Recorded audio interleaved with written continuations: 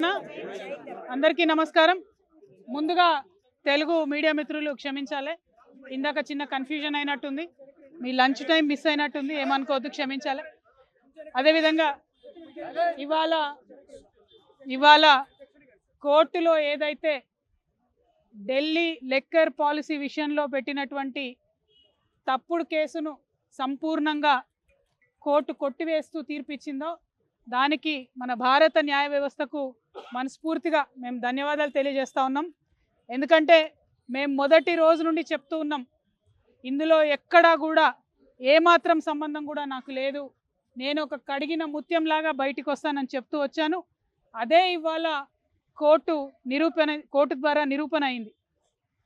మరి కోర్టు ఏదైతే కుట్రపూరితమైన ఈ కేసు ఉందో ఆ కుట్రలన్నింటినీ ఛేదిస్తూ కంప్లీట్గా ఆర్గ్యుమెంట్సే ఫాల్స్ ఉన్నాయని చెప్పి బేషరతుగా ఆ కేసులో ఉన్న వాళ్ళందరికీ కూడా మరి విడుదల చేయడం అనేది, క్లీన్ చీట్ చేయడం అనేది మనస్ఫూర్తిగా స్వాగతిస్తూ ఉన్నాం. కాకపోతే బాధ అవుతూ ఉన్నది, ఎందుకంటే ఒక్కొక్కరు సంవత్సరన్నర కాలం నేను స్వయంగా 5.5 నెలలు కుటుంబానికి, పిల్లలకు, అందరికీ దూరంగా ఉండడం, ఆ బాధ, అవమానం, జరిగినటువంటి వ్యక్తిత్వ హననం, అవన్నీ కూడా ఎన్ని కోట్ల రూపాయలు ఇచ్చినా అది తిరిగి వచ్చేటటువంటి విషయం కాదు. ఎంత సమయం జరిగినా ఆ నష్టం మాకు, మా కుటుంబానికి జరిగిందన్న మాట వాస్తవం.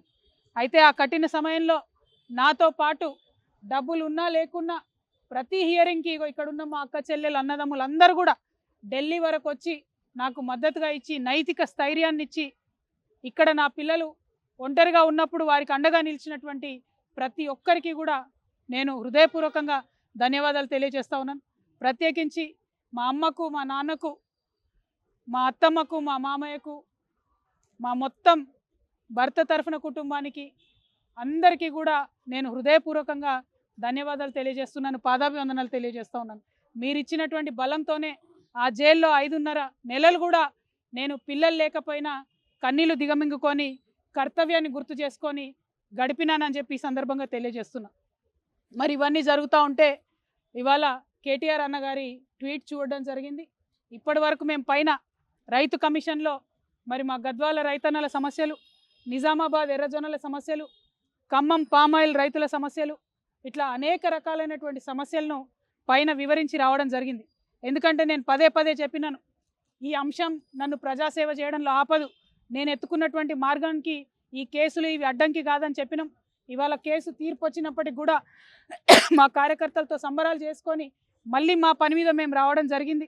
రైతన్నల విషయాలు అనేకం రైతు కమిషన్కి వివరించడం జరిగింది. మరి వివరించి బయటకు వస్తున్నటువంటి సందర్భంలో కేటీఆర్ అన్నగారి ట్వీట్ని నేను చూడడం జరిగింది.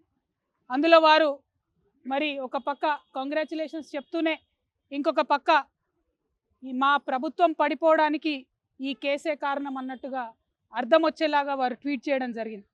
ఇవాళ నేను పొద్దున్నుండి బీఆర్ఎస్ పార్టీ సోషల్ మీడియా ఏదైతే అనేక రకాలైనటువంటి కమెంట్స్ చేస్తూ ఉన్నారో, ఏదైతే మొత్తం బీఆర్ఎస్ పార్టీ ఇక్కడ రాష్ట్రంలో ఓడిపోవడానికి ఈ కేసే కారణమని ఒక ట్విస్ట్ ఇచ్చే ప్రయత్నం చేస్తూ ఉన్నారో, వాళ్ళందరినీ కేటీఆర్ రామారావు గారిని సూటిగా నేను ఒక ప్రశ్న అడుగుతా ఉన్నా. నా మీద కేసు పెట్టింది ఎందుకోసం? పార్టీ కోసం కాదా? ఈ మాట కేసీఆర్ గారు చెప్పలేదా? మరొకవేళ నా మీద కేసు పెట్టింది పార్టీ కోసమే అని మీ అందరికీ తెలిసి ఉంటే ఇవాళ మీరు ఏదైతే ట్వీట్ చేసిండ్రో అది నిజమే అయితే నేను జైలుకు వెళ్ళేంత వరకు కూడా ఒక్కసారి కూడా మీరు ప్రెస్ మీట్ పెట్టకపోవడం ఎందుకు? కేసీఆర్ గారు ప్రెస్ మీట్ పెట్టకపోవడం ఎందుకు? ఇంకా పెద్ద నాయకులు ఎవరు కూడా మాట్లాడకపోవడం ఎందుకు? అంటే ఆనాడేమో నేను ఒంటరిగా ఫేస్ చేసుకోవాలి, పార్టీ సోషల్ మీడియా కనీసం సపోర్ట్ చేయదు. ఆనాడు బీజేపీ సోషల్ మీడియా అంతా నేను అత్యంత పవిత్రంగా 9 రోజులు అన్నం మెతుకు తినకుండా బతుకమ్మ చేసే వ్యక్తిని నేను.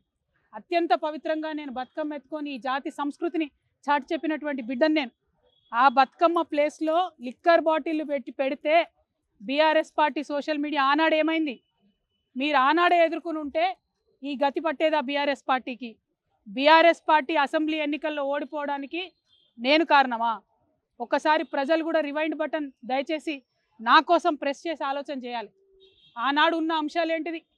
ఇండ్లు ఇవ్వలేదన్న అంశం, ఉద్యోగాలు ఇవ్వలేదన్న అంశం, దోపిడీదారులకు టికెట్లు మార్చమని ఎంతమంది మొత్తుకున్నా మార్చకుండా వాళ్ళనే మళ్ళీ ప్రజల మీద రుద్దాలనేటటువంటి చేసిన ప్రయత్నం ఈ అంశాలు కాదా ఆనాడు చర్చలో ఉన్నాయి. అన్నిటికన్నా ఎక్కువ అహంకారం అనేటటువంటి అంశం కాదా చర్చ.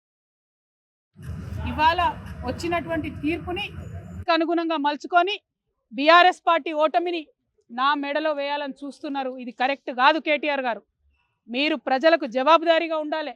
You are living in a denial my dear brother. accept the fact, understand what has happened during that election, take steps accordingly, fight it out in people, do not blame me for this. Whereas the party supported me 3 years of the cases, did party social media support me?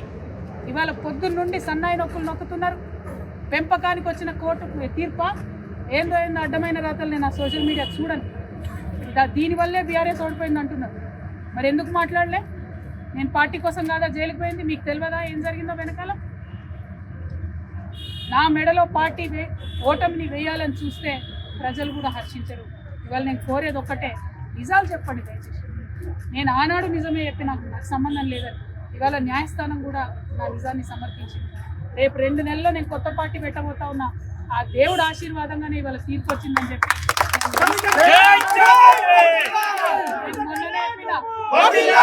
నేను మొన్ననే చెప్పిన, రాజకీయం చేయాలంటే ధైర్యం ఉండాలి, ఓడిపోతే ఒప్పుకునే ధైర్యం ఉండాలి. నిజామాబాద్లో నేను ఓడిపోయినాడు ఒకటే మాట చెప్పిన, ప్రజలు ఇచ్చిన ఏ తీర్పునైనా శిరసావిస్తా అని చెప్పిన తప్పితే కారణాలు వెతకలేదు. ఇవాళ వచ్చిన తీర్పుని దీనివల్లనే ఓడిపోయిందని చెప్తున్నారు. అన్న రాసిన ట్వీట్లో, రామన్న గారు కేటీఆర్ గారు రాసిన ట్వీట్లో కేజ్రీవాల్ గారి ప్రభుత్వం ఓడిపోయిందన్నారు. ఓడిపోయిండొచ్చు, అక్కడ సంగతి నాకు తెలియదు. కేజ్రీవాల్ గారు అరెస్ట్ అయినాక ఎన్నికలు వచ్చినాయి. ఇక్కడ నన్ను అరెస్ట్ కాకముందే ఎన్నికలు వచ్చినాయి. మీరు ఫ్యాక్ట్స్ని ట్విస్ట్ చేసి సోషల్ మీడియాలో మాకు పెద్ద ఆర్మీ ఉంది, పేడ్ బ్యాచ్ ఉంది, నేను ఏది మాట్లాడినా నడుస్తుంది చెల్లుతుంది అనుకుంటే ఆ రోజులు పోయినాయి. దయచేసి నిజం చెప్పండి. నాకు ఆర్మీ లేదు, గిర్మీ లేదు, నాకు ఉన్నది గివి లేక ఈ పిడికడి మందితోనే ఈ రాష్ట్రంలో ఒక కొత్త రాజకీయ నిలబడి పనిచేస్తాం. కానీ చేతులు జోడించి తెలంగాణ ప్రజలకు మాత్రం ఒక విజ్ఞప్తి చేస్తాం. ఒక ఆడబిడ్డ కష్టంలో ఉన్నప్పుడు అడ్డమైన పేర్లు పెట్టి, అడ్డమైన టైటిల్స్ పెట్టి, సోషల్ మీడియాలో నాలుకకు ఎంత వస్తే అంత మాట్లాడినటువంటి అడ్డగాడిదలు మాత్రం సమయం వచ్చినప్పుడు బుద్ధి చెప్పాలని ప్రార్థన చేస్తూ మీ అందరి దగ్గర సెలవు తీసుకుంటున్నా. జై తెలంగాణ.